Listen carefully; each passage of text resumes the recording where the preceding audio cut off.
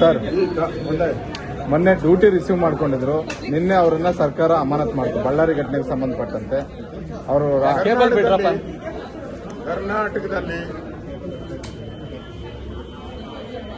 ಕಾನೂನು ಸುವ್ಯವಸ್ಥೆ ಹದಗೆಟ್ಟಿದೆ. ಇಡೀ ಸರ್ಕಾರ ಕರಪ್ಟ್ ಸರ್ಕಾರ, ಮೋಸದ ಸರ್ಕಾರ. ಇವತ್ತು ಬಳ್ಳಾರಿ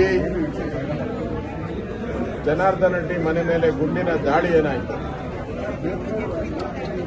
ಆ ವಿಚಾರಕ್ಕೆ ಸಂಬಂಧಪಟ್ಟಂತೆ ಅಲ್ಲಿನ SP ಅವರಿಗೆ ಪೋಸ್ಟಿಂಗ್ ಆಗಿ ಅವ್ರು ಚಾರ್ಜ್ ತಗೊಂಡಿದ್ದು 2 ಗಂಟೆ ಮುಂಚೆ.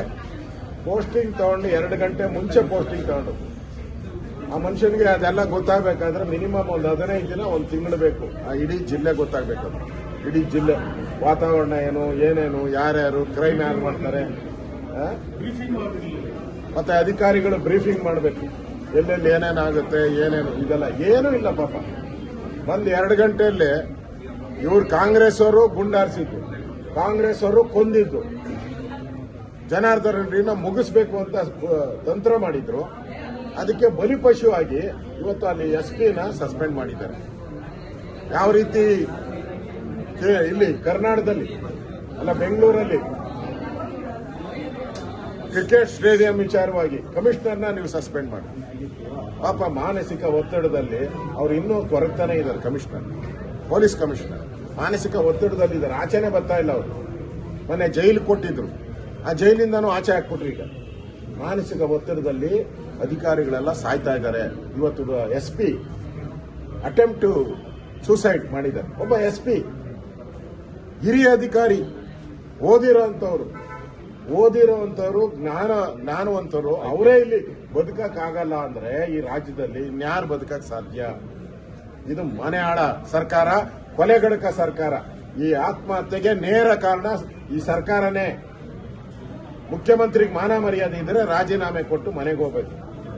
ಅಲ್ಲೊಬ್ಬ ಯಾರೋ ಪ್ರೊಟೆಸ್ಟ್ ಮಾಡಿದ್ಕೆ ಆ ಅಧಿಕಾರಿನ ಹೊಡೆಯಕ್ ಹೋಗ್ತಾರೆ ಡ್ಯಾಸ್ ಅಲ್ಲೇ. ಆ ಮನುಷ್ಯ ರಾಜೀನಾಮೆ ಕೊಡಕ್ ಹೋದ.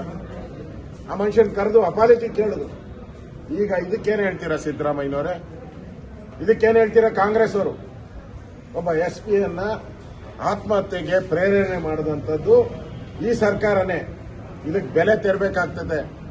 ರಾಜ್ಯದಲ್ಲಿ ಒಂದು ರೀತಿ ಪೊಲೀಸರು ದಂಧೆ ಆಗೋಡಿದೆ. ದುಡ್ಡು ಕೊಡಲಿಲ್ಲ ಅಂದ್ರೆ ಟ್ರಾನ್ಸ್ಫರ್, ದುಡ್ಡು ಕೊಟ್ರೆ ನಿಮಗೆ ಟ್ರಾನ್ಸ್ಫರ್ ಎಲ್ಲಿದು ಮಾಡ್ತೀರಿ.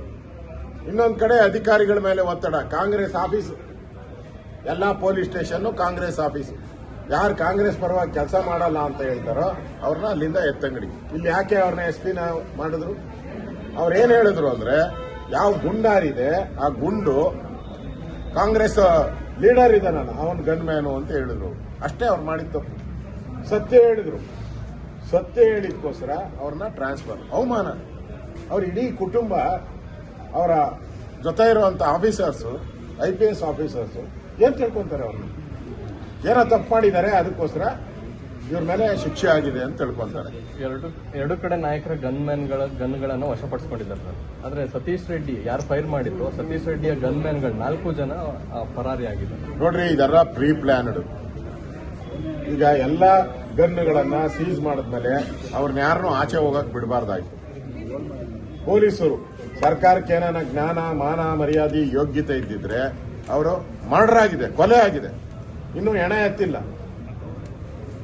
ಅಂತ ಸಂದರ್ಭದಲ್ಲಿ ನೀವು ಗನ್ ಮಾತ್ರ ಇಸ್ಕೊಂಡ್ರಿ, ಅವ್ರು ಮಾತ್ರ ಓಡೋಗಕ್ ಬಿಟ್ರಿ ಅಂದ್ರೆ ಇದು ಪ್ಲಾನ್ಡ್. ಅದಕ್ಕೆ ಹೇಳಿದ್ದು ಕಾಂಗ್ರೆಸ್ ಆಫೀಸ್ ಅವ್ರಿದೆ ಎಲ್ಲ. ಇದು ಪ್ಲಾನ್ ಮಾಡಿ ಅವ್ರನ್ನ ರಾಜ್ಯ ಬಿಟ್ಟು, ದೇಶ ಬಿಟ್ಟು ಆಚೆ ಹೋಗಕ್ಕೆ ನೀವೇ ಅವಕಾಶ ಮಾಡಿಕೊಟ್ಟಿದ್ದೀರಿ. ಇಲ್ಲಿ ಕಾನೂನು ವೈಲೇಷನ್ ಸ್ಪಷ್ಟವಾಗಿ ಕಾಣ್ತಾ ಇದೆ. ಅಂದ್ರೆ ಬೇಕು ಅಂತ ನೀವು ಓಡೋಗಿ ಅಂತ ಬಿಟ್ಟಿದ್ದಾರೆ. ಯಾರಾದ್ರೂ ಬಿಡಕ್ ಸಾಧ್ಯನೇನ್ರಿ? FIR ಆಗಿದೆ. ಜನಾರ್ದನ್ ರೆಡ್ಡಿ ಮೇಲೆ FIR ಮಾಡಿದ್ದೀರಾ? ಜನಾರ್ದನ್ ರೆಡ್ಡಿ 4 ಕಂಪ್ಲೇಂಟ್ ಕೊಟ್ಟಿದ್ದಾರೆ, ಒಂದು FIR ಮಾಡಿಲ್ಲ ನೀವು. ಅಂದ್ರೆ ಅವರೆಲ್ಲ ಓಡೋಗ್ಲಿ, ಆಮೇಲೆ FIR ಮಾಡಬೇಕು ಅಂತ ಅವ್ರದ್ದು.